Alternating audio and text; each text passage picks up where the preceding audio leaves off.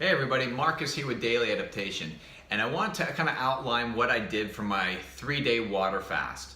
So each day that you fast, you want to make sure that you're taking in enough water. So I typically take in anywhere from 3 to 4 liters a day, or 1 to 1.5 gallons per day.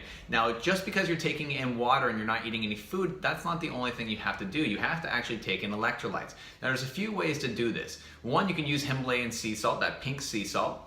Crack a few little bits into whatever water you're drinking, and then drink that throughout the day. It doesn't taste that great, so what I like to do sometimes is I like to use a product called Noon. Now this is basically an electrolyte tablet.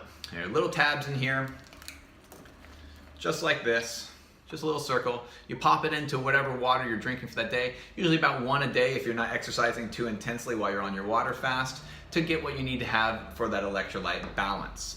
Right? The other thing you need to note that you're not going to have as high energy levels. So if you're going to, try to go for a run, or you're trying to do exercise like a sport, know that you're not going to have the greatest energy levels because you're going to be running off of primarily body fat, or your body's going to be running out of glycogen pretty quickly. That being said, if you want to get into ketosis even faster or deeper into ketosis, all you simply have to do is what's called HIIT training, high intensity interval training, for about 20 minutes. Once a day, or 2 times during that time period where you're fasting.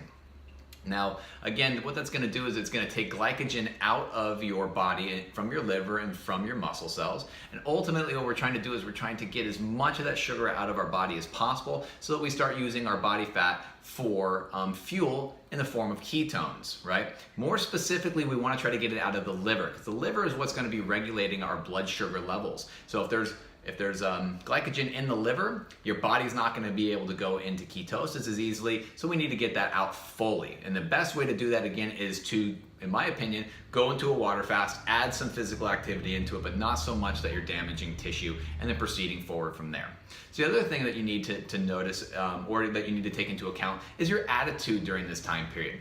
One of the things that I've noticed is, although I'm very calm and relaxed and have tons of energy throughout the day, my temper is a little bit shorter. So things that don't normally bother me, I am a little bit more reactive to.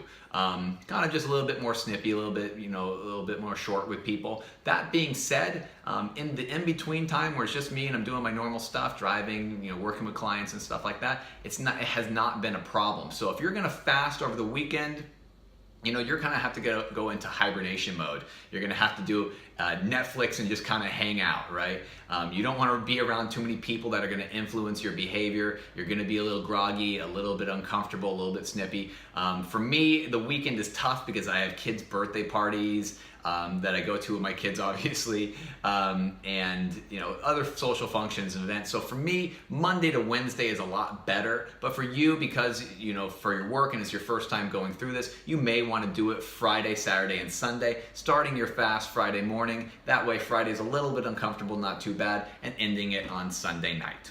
All right, so those are a few tips for the water fast.